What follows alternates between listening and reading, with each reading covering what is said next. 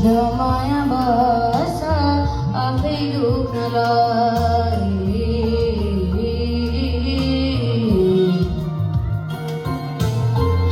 Damaya basa afi duknalai laksa bet kati agau suknalai mai gali gae mai dali